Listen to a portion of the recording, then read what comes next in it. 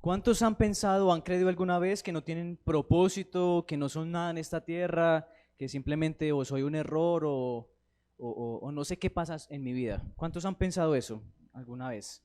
Muchas veces. Pero cuando uno lee el Salmo 139, hay algo muy especial. Hay algo que tal vez muchas veces uno no le presta atención, pero hay algo muy especial allí y dice que Dios tiene un libro y en ese libro está escrito todo de mí. Y eso se desarrolla y se vive cuando Él me pone en el vientre de mi madre y nazco y vengo a esta tierra. Y dice que todas esas cosas Él las cumple con nosotros aquí en la tierra. Amén. Venimos ya con algo para hacer aquí en la tierra. Y eso es algo muy hermoso, porque cuando estaba en el vientre de mi madre, Él fue el que creó mis orejitas, puso allí mi nariz, puso mis ojos verdes, azules, puso mis piernas y puso todo de mí. Y hace mucho tiempo yo me acomplejaba mucho por ser flaco y por ser un poco orejón.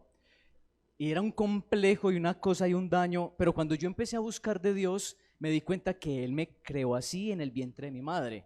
Él quiso hacerme la nariz así, Él quiso hacerme mi cuerpo de esa manera.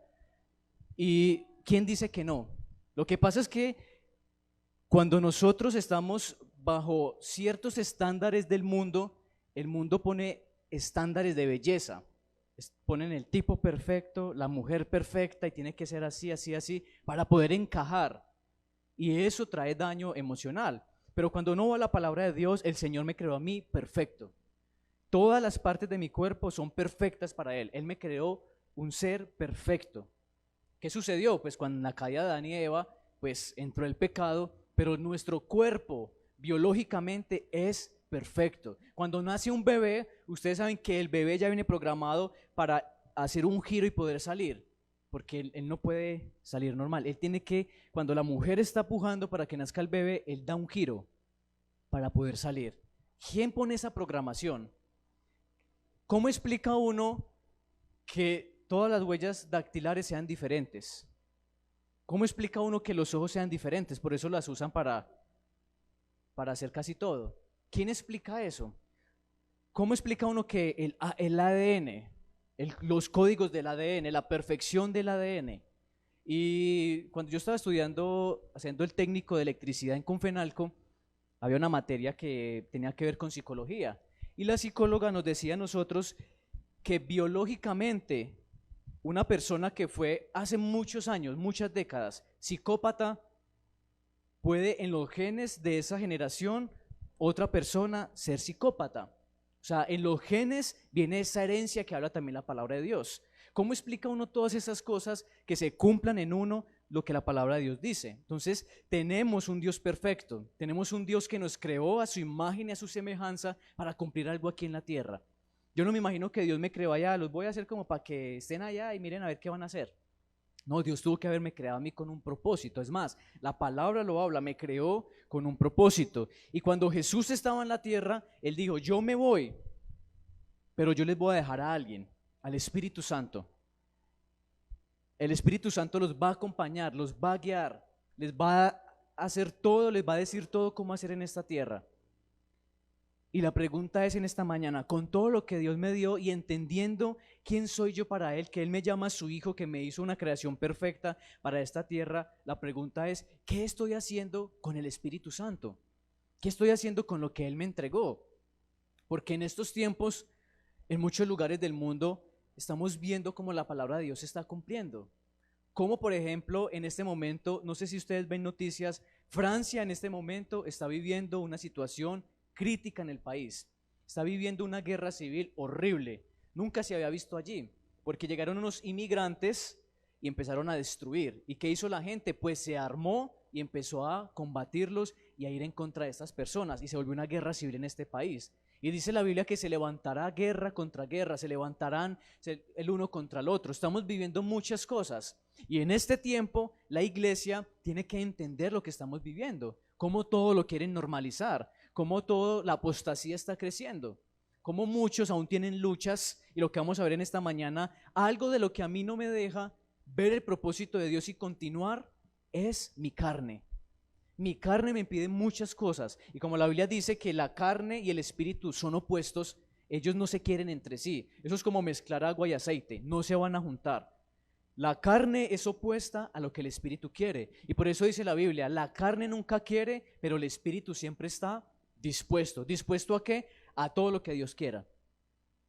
¿Quién impide a que el espíritu desarrolle lo que el espíritu de Dios quiere? Esta carne. ¿Por qué no lo quiero hacer? Porque no tomo la decisión de avanzar. Dios, ¿tú por qué no me ayudas? Dios, ¿tú por qué no me revelas? Dios, ¿por qué no me lo dijiste? Analicen la situación. ¿Quién tomó la decisión de involucrarse en eso? ¿Quién tomó la decisión de ir en contra de Dios? Entonces muchas veces culpamos a Dios cuando Él deja un espíritu perfecto para que nos guíe, para que nos ayude, para que nos sane, nos liberte, para que nos dé finanzas, para que haga todo en nuestra vida. Ese es el Espíritu Santo. Yo estaré con ustedes hasta el fin del mundo. Y vamos a leer ahí Hechos de los Apóstoles, capítulo 1. ¿Lo tienen? Dice, versículo 1, Teófilo, en mi primer libro te relaté todo lo que Jesús comenzó a hacer y a enseñar. Ayer yo compartí algo acerca de esta palabra, pero es necesario pues compartirla, ayer en el ayuno, compartirla a toda la iglesia. Teófilo, en mi primer libro te relaté todo lo que Jesús comenzó a hacer y a enseñar, hasta el día que fue llevado al cielo después de haberles dado a sus apóstoles escogidos instrucciones adicionales por medio del Espíritu Santo. En el versículo 1 estamos viendo que dice, te relaté todo lo que Jesús comenzó a hacer y a enseñar. ¿Qué vino Jesús a hacer y a enseñar? Cuando Él se le acercaba a las personas, ¿Él qué enseñaba? Comunión con el Padre, ¿cierto? Él les decía, Señor, Él les decía, si ustedes vienen a mí, es como ir al Padre. Y si ustedes me conocen a mí, conocen al Padre. Y si conocen al Padre, me conocen a mí, porque el Padre y yo somos uno solo. A otros en público les dijo, he venido a traer las buenas nuevas. ¿Qué es eso? A traer el reino de los cielos, a traer salvación. Iba caminando por la calle con sus discípulos cuando una mujer llega y lo toca. ¡Prin! Y él voltea y dice, ¿quién me tocó? ¿Qué poder salió de mí? Vino a sanar. En otra ocasión había otro hombre y dice que estaba endemoniado y él oró por él y dice que el demonio lo sacudió fuerte, cayó, el muchacho se desmayó por un tiempo y el demonio salió. Vino a traer libertad. O sea, eso lo vino a hacer Jesús por medio de ¿quién? Del Espíritu Santo. Porque cuando nosotros vemos que Jesús estaba, que Juan el Bautista lo iba a bautizar, dice que se escuchó una voz del cielo que dijo, cierto, este es mi Hijo amado en el cual yo tengo complacencia. Y dice que ahí se revela la Trinidad. Habló el Padre como paloma bajo el Espíritu Santo y estaba el Hijo. En ese momento, cuando empieza el ministerio de Cristo, el Espíritu Santo posa sobre Cristo y empieza a desarrollarse un ministerio de poder sobre la tierra, un ministerio nunca antes visto, y era el poder latente del reino de los cielos sobre la tierra.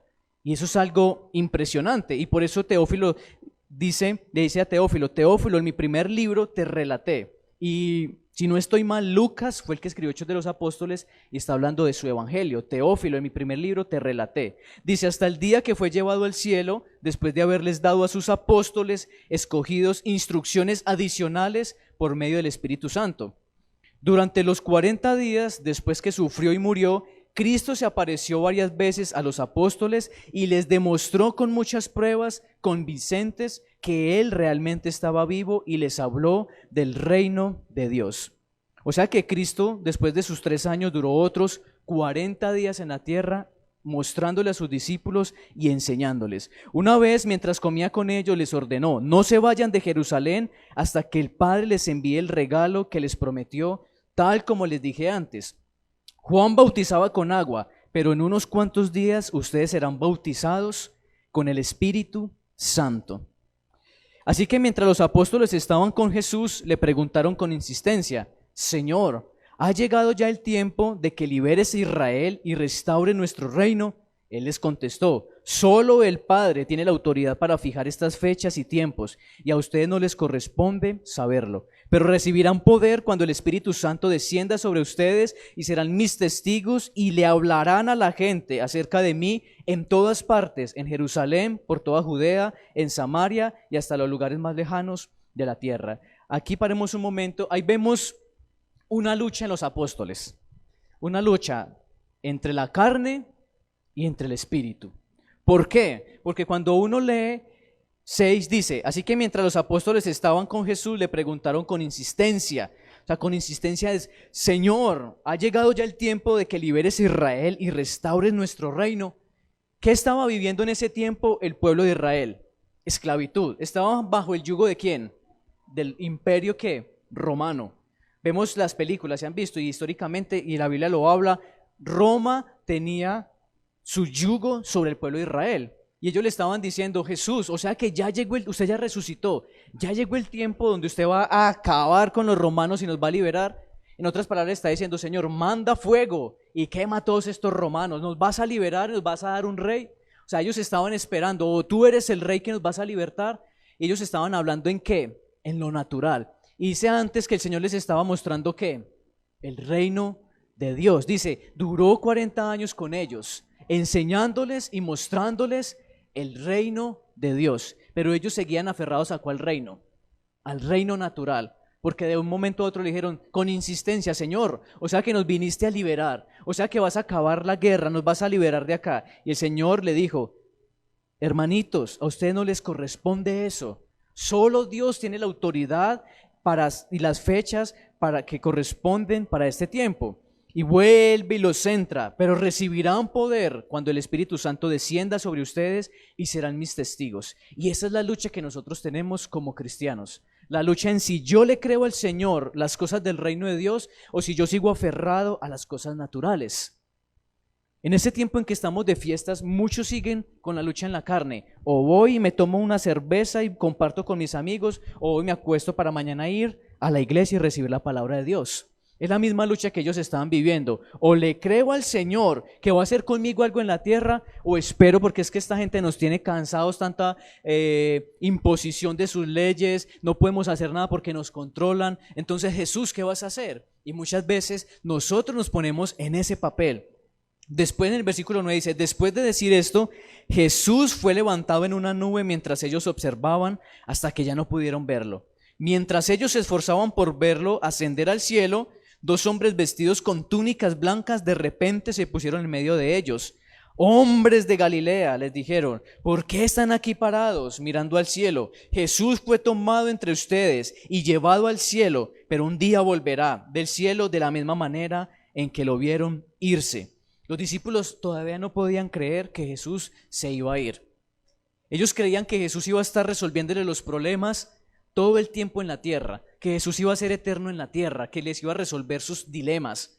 Pero ellos tenían que enfrentar de ahora en adelante su llamado, su propósito para lo que el Señor los había llamado. Y por eso les dijo en los versículos anteriores a los discípulos, no se vayan a ir, porque ustedes van a recibir un regalo. Y si uno lee los evangelios, Jesús les dijo, yo me voy a la casa de mi Padre, al reino de los cielos, hay muchas moradas. Yo me voy a prepararles una morada, pero yo me voy y les dejo el Consolador, al Espíritu Santo. Y el que crea en mi nombre, cosas mayores de las que yo hice, hará. Y esa es la acción del Espíritu Santo aquí en la tierra. La pregunta es, ¿qué tanto estamos siendo usados por el Espíritu Santo para llevar el reino de los cielos? Porque estamos viendo tiempos difíciles y acá está diciendo, Él algún día volverá. Y saben que eso es algo que aún muchos ni en la iglesia lo creen, que Cristo volverá. ¿Qué pasaría si nos levantáramos en un momento y ya no estuvieran muchos en la tierra? ¿Qué pasaría si nos levantamos y empieza a sonar la trompeta por toda la tierra y uno, ¡ay, era real! Y el Señor dice, en mi palabra es real, cielo y tierra pasarán, pero mi palabra jamás pasará. El Señor es real, iglesia, y el Señor ha entregado un Espíritu Santo, o sea, es el mismo Dios sobre la tierra, o sea, Dios, su presencia en mí. Por eso Jesús dijo, Señor, yo te pido que ellos sean uno solo contigo, así como tú y yo somos uno solo. Y dice la Biblia que somos el templo sagrado del Espíritu Santo. Aquí dentro de mí habita ¿quién? El Espíritu Santo. Pero ¿será que el Espíritu Santo entra y lo dejo actuar o lo retengo allá y sigo actuando a mi manera? Y esa lucha siempre la vamos a tener entre la carne y el espíritu, y es lo que Pablo decía. ¿Qué decía Pablo? Todos los días tengo luchas con esta berrionda carne, pero todos los días me toca machucarla, aplastarla, porque todos los días se me quiere levantar. Es una lucha que tenemos constante, pero la carne muchas veces, mi manera natural de pensar, hace que lo espiritual se anule en mi vida. Porque muchas veces tenemos actitudes, ¿será que Dios sí lo va a hacer? Pero es que, ¿será que oro o no oro? ¿Qué tal que no funcione? ¿Será que hago esto? ¿Será que creo o no creo? Y seguimos dudando del poder de Dios. Ahí no lo vamos a ver, porque el espíritu es contra la carne, pero el espíritu siempre está dispuesto. Y necesitamos entrar en la disposición del Espíritu Santo.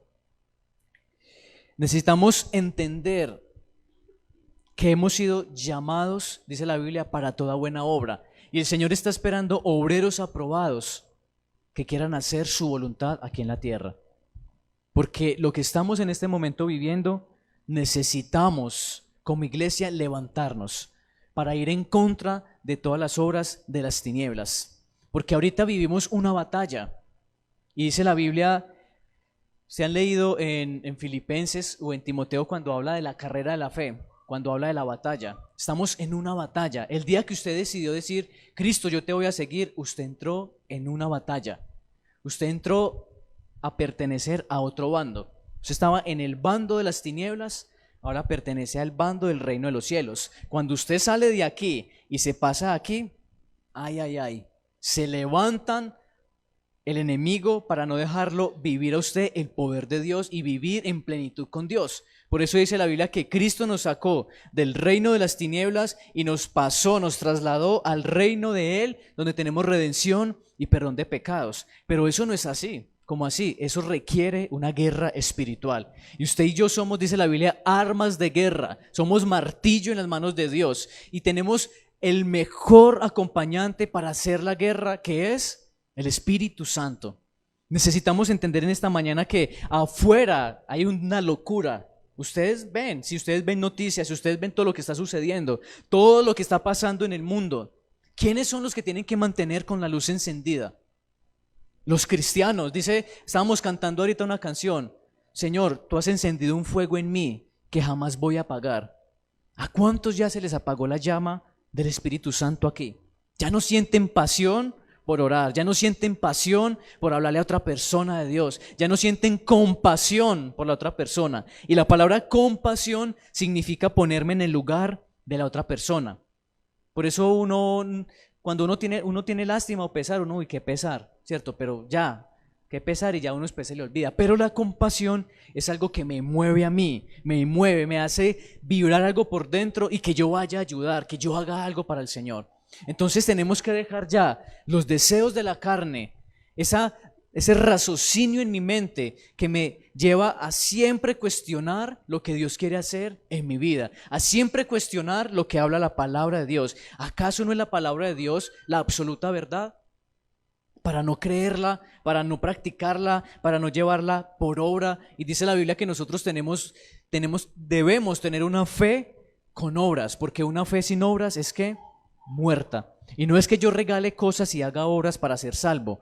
Eso no es bíblico, porque la Biblia dice que la salvación es por gracia, la gracia de Jesús. Es que mi fe, mis acciones de fe, mis pasos de fe me lleven a ver obras. Por ejemplo, como creer que Dios va a hacer algo y yo en esa palabra que Dios me dio, yo me muevo y yo tengo la fe de que algo va a suceder y que el Señor lo va a hacer y esa obra se realiza. Eso es lo que está hablando la palabra de Dios, la fe. Y dice la Biblia que la fe viene por el oír la palabra de Dios y la acción de la palabra de Dios viene a través del Espíritu Santo.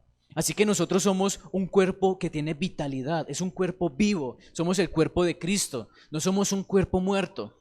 Pero ¿cuánto lo entendemos realmente? ¿Cuánto hay para hacer en esta tierra? ¿Cuánto hay para hacer en nuestra familia? ¿Cuánto hay para hacer? ¿Quién mueve a que unos misioneros vengan de Estados Unidos hasta aquí, hasta Calarcá? El Espíritu Santo. Trabajan, se esfuerzan, consiguen dinero, vienen, imparten lo que Dios les dio, siembran y se van. Y el Espíritu Santo a su debido tiempo cosechará en esta tierra, como ha pasado muchas veces.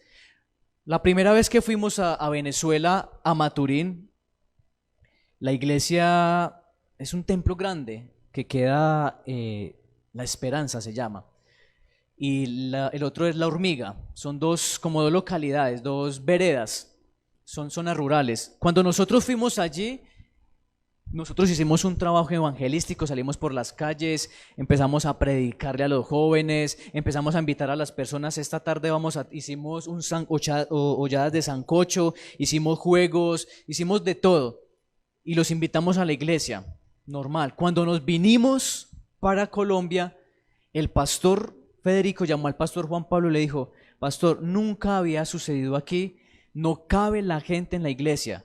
Rebosaba la iglesia, dice, habían como 10 niños, ahora tenemos como 80, casi 100 niños, no sabemos ni siquiera qué hacer. Rebosaba la gente en la iglesia, rebosaba, no cabía la comunidad con sed de Dios. ¿Quién escuchó la voz de Dios y fue a Venezuela?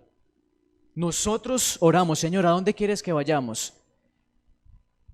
Se acomodó todo en oración y ayuno y el Señor dijo: vayan a Venezuela. Recogimos, nos esforzamos, fuimos y sucedió ¿un qué? Un avivamiento en esta zona.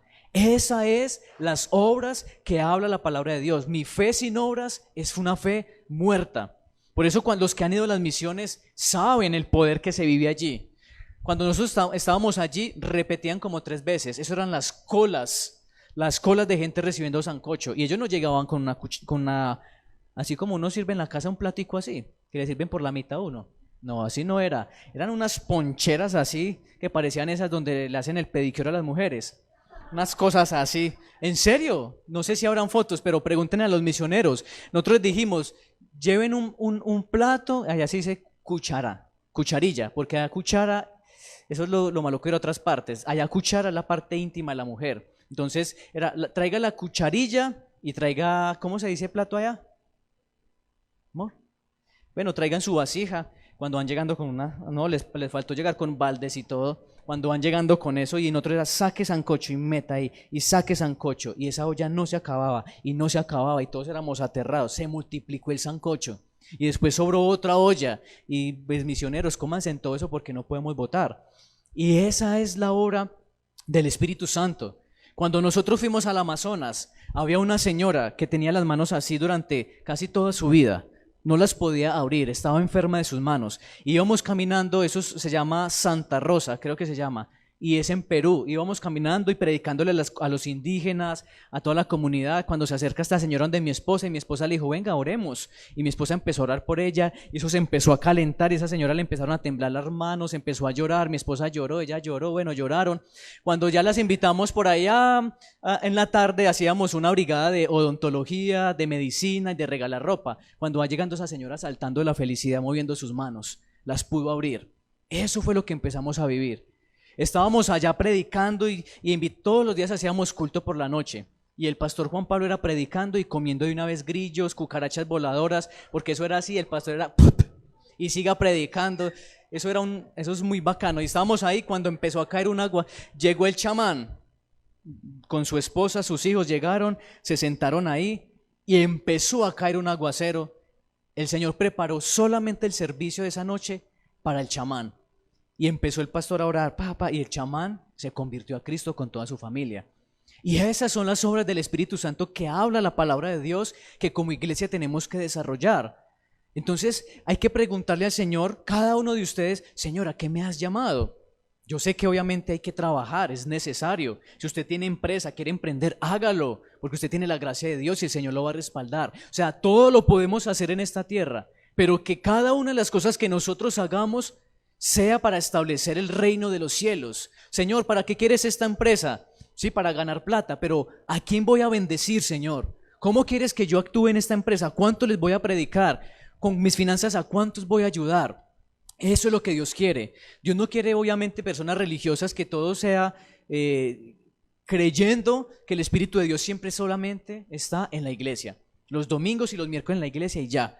Ahí está solamente el Espíritu Santo. No, el Espíritu Santo está donde quiera que nosotros vayamos. Con sus talentos y sus habilidades, pregúntele al Señor: Dios, con este talento, ¿a quién verdaderamente debo ayudar y predicar? Y el Señor va a mostrarle todo debido a su voluntad, que es buena, es agradable y es perfecta.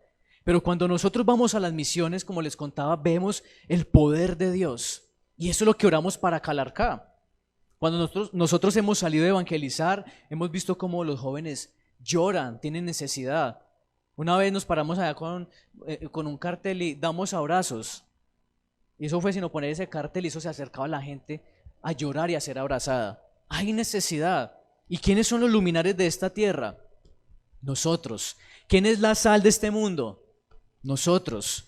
Dice la Biblia que no podemos poner una lámpara acá debajo de la mesa porque no va a alumbrar. Hay que ponerla en lo alto para que alumbre. Y muchos cristianos andan debajo de la mesa. No son luz en medio de las tinieblas. Y necesitamos empezar a vivir lo que Cristo enseñó. Cristo enseñó poder. Cristo trajo el reino de los cielos. Cristo trajo reconciliación con la humanidad. Cuando dice acá que que contó lo que Cristo vino a enseñar, lo que Cristo vino a hacer y enseñar el reino de Dios. Eso fue lo que Cristo vino a hacer. Él vino a enseñarnos a nosotros cómo hacer aquí en la tierra. No para venir un sábado, un domingo y un miércoles y quedarnos sentados en la silla calentando puesto y no pasa nada más. Eso se llama ser una persona religiosa. Y de esos el Señor no va a usar. Porque de esos religiosos son los que dicen, ¿para qué van por ahí al barrio? A nosotros nos decían, ¿para qué van a ir a Venezuela? ¿Cómo se les ocurre ir a Venezuela? ¿Por qué no hacen la obra aquí? Es que aquí en Colombia no hay necesidad. Pero es que resulta que no es donde nosotros queramos, es donde el Espíritu Santo revele a dónde hay que ir. Y el Señor va a hacer su obra allí. Y vemos cómo hace su obra. Ahora, yo estoy convencido de que Dios va a hacer algo aquí en Calarcá con la venida de estos misioneros, porque ellos sembraron mucho en este barrio. Estamos trabajando en el barrio de allí donde hemos ido, porque sabemos que de allí se van a levantar personas que van a salir de esa realidad. Pero necesitamos poner en acción el Espíritu Santo. Y no, el Señor está dispuesto a hacer lo que Él quiera, pero el que retiene el fluir del Espíritu Santo es usted. Soy yo. Yo soy el que detengo el poder del Espíritu Santo, porque Él quiere hacer absolutamente todo en mí, pero yo lo detengo, porque muchas veces no le creo, porque soy más carnal, más natural que espiritual. Y si a usted le parece locura muchas cosas de Dios, usted todavía está en lo natural. Porque la Biblia dice que lo espiritual se ha de discernir espiritualmente y para el hombre natural es una locura. Entonces, si a usted le parece locura orar por una persona, está en lo natural. Si a usted le parece locura de que a una persona le sale un demonio, está en lo natural. ¿Cómo niega uno ese poder de Dios cuando saca demonios?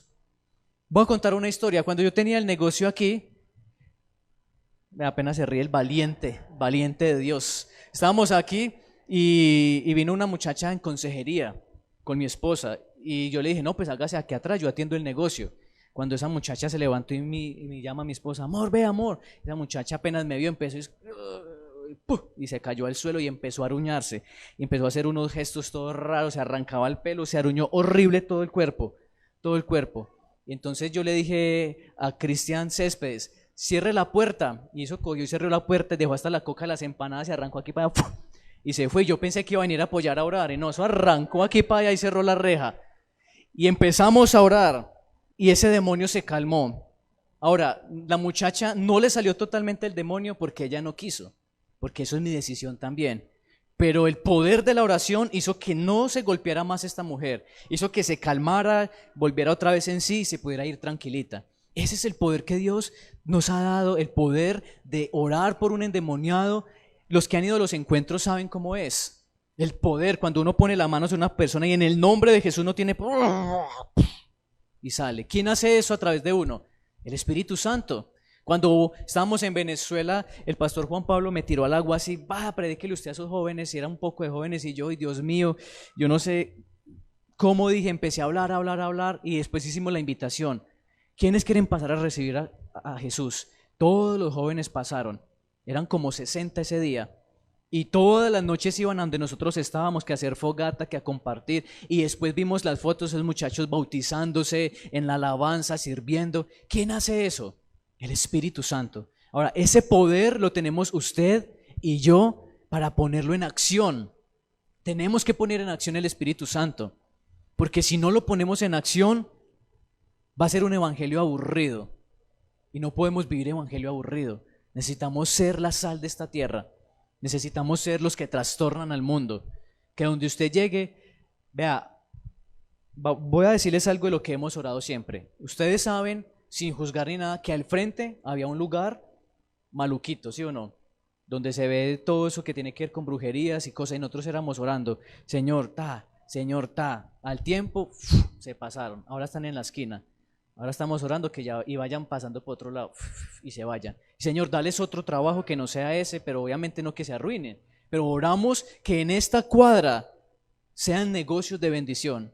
Allí había un bar, Señor, oramos, pasaba y yo le ponía las manos, Señor, todos los días. Ahora queda donde venden escobas y una cantidad de cosas allí. Queda el de enseguida, ahí estamos orando. Ya después hablé con el dueño y me dijo, uy, ya estoy cansado de tener esto, a ver qué otro negocio puedo montar. Y yo, seguimos orando. Y como uno sube las escaleras de la fundación y aquí está el local, entonces uno va subiendo y va orando, Señor, Y el Señor va orando. Hemos orado, Señor, trae negocios por esta cuadra. Mire lo que colocaron en la esquina. Mire los negocios mire el que están colocando allí en la esquina. Estoy haciendo promoción, me va a tocar cobrar porque promocionándole los negocios. Pero eso es lo que nosotros hemos orado sobre esta tierra. Porque muchos dicen, es que Calarcá es un moridero, es que Calarcá los negocios no se dan, es que no. Dios nos ha puesto en esta tierra como iglesia para orar y que las tinieblas se vayan con su ruina, con su pobreza, que se vaya todo ese espíritu de apocamiento que tiene la gente que no quiere trabajar, que, ay, qué pereza, estoy cansado y no quieren trabajar y que se monten aquí multinacionales, empresas, que la gente emprenda, que salga de eso es lo que estamos orando. Y el Espíritu Santo hemos visto cómo empieza a orar. Ese es el papel de la iglesia. Ese es el papel suyo y el mío, orar por el bienestar de esta ciudad. Señor, que tu Espíritu Santo revele a las personas, que salgan de esos negocios nada que ver y dales ideas, dales talentos y empiecen a hacer algo diferente. Eso es lo que tenemos que hacer. Lo que Cristo vino a enseñar fue eso. Cristo vino a mostrar de que había poder para hacer finanzas. Cuando Pedro se le acerca, le dice, Jesús, los impuestos. ¿Y qué le dice Jesús? Vaya ahora ese pescado, 2 monedas, pague el suyo y pague el mío. Yo no puedo orar así. Señor, necesito, ayúdame, por favor. Tu palabra dice, clama a mí, yo te responderé, llama, pide, se te abrirá. Dice, ¿acaso no soy su padre que les voy a dar? Y dice Jesús en un versículo, ¿por qué me piden tanto? ¿Acaso no tienen un Padre en el cielo que si ustedes le oran, Él se los va a dar? Entonces, ¿por qué nos dificulta tanto confiar en el Señor, depender del Señor? Y Él nos dará todo lo que necesitamos. Entonces, como iglesia tenemos que enfocarnos nuevamente, que tenemos que morir a esta carne que va en contra del Espíritu y empezar a ser más espirituales. Empezar a poner por obra al Espíritu Santo, porque el Espíritu Santo está así, deseoso. Él está con ganas de que usted lo lleve a accionar, porque es el mover de Él. Ese es el papel de Él. Jesús cumplió aquí en la tierra, murió por nosotros, subió, viene por segunda vez como Rey, pero mientras que pasa eso, está el Espíritu Santo, y es un Espíritu Santo de poder. Por eso cuando uno lee Hechos, dice, y este Jesús que andaba, que fue ungido por el Espíritu Santo, andaba sanando enfermos y sanando a los oprimidos por el diablo. Y ese mismo poder es hoy, porque la Biblia dice que Jesús es Dios es el mismo ayer, hoy y siempre. Es el mismo Espíritu Santo que utilizó a Jesús, está en nosotros. Ese mismo Espíritu Santo que Jesús usó cuando dijo, Lázaro, levántate. Es el mismo que yo puedo orar. Señor, tú levantas a mi mamá, tú levantas a mi familiar que está enfermo, Señor, y empiezo a orar. Tú sacas de esclavitud a mi hijo que está en adicción, tú sacas y empezamos a orar. Y eso es practicar lo espiritual. Pero somos más naturales. Tómese esto, haga este remedio, no sabemos un poco de fórmulas, haga este remedio, vaya allí, haga esto, haga lo otro. Sí, está bien, pero primero llévelo a lo espiritual. Ore por esa persona. Señor, tu palabra dice que oremos por los enfermos y ellos se sanarán, Señor. Y empezar a orar y empezar a actuar en lo espiritual. Amén. ¿Cuánto nos falta por vivir con el Espíritu Santo? Yo creo que muchísimo. Y el Espíritu Santo está deseoso. Y en este tiempo, porque estamos en tiempos donde están surgiendo avivamientos nuevamente. Y yo siento cada vez que oro por mi nación que el Señor va a hacer algo. Algo va a suceder en Colombia. Yo siento que algo va a pasar. Porque yo oro con ese fervor por mi nación. Porque estamos viviendo tiempos muy fuertes. Y tenemos que orar por Colombia. Y yo sé que así como los jóvenes fueron usados para el mal, Dios los va a traer para el bien. Amén. que las familias se van a reconciliar, que los niños van a ser guardados de las ideologías, que los jóvenes van a salir de esas adicciones, de todo eso, del sicariato, que las familias se van a reconciliar y van a llevar el reino de los cielos. Eso es lo que yo creo que va a suceder en Colombia. Tenemos que orar mucho por nuestra nación. Entonces, para concluir, ¿qué tanto estamos usando el Espíritu Santo? ¿Qué tanto, en qué se mueve más usted, en el Espíritu o en la carne? ¿En qué más se mueve usted? Es necesario que usted le diga, Señor, hoy yo quiero menguar para que Cristo crezca. Hoy quiero menguar para que tú crezcas en mí y empezar a vivir el reino de los cielos. Ahora, pídale al Señor que le dé entendimiento de dónde es su ciudadanía. Porque la Biblia dice que nuestra ciudadanía ya no es de este mundo, ahora es del reino de los cielos. O sea, ahora que si yo soy ciudadano del reino de los cielos, yo hago lo que se hace en el reino de los cielos. Y el reino de los cielos se establece en este lugar. ¿Y quién establece el reino de los cielos sobre la tierra? Nosotros. Hemos sido llamados a ser la extensión del reino de los cielos sobre la tierra.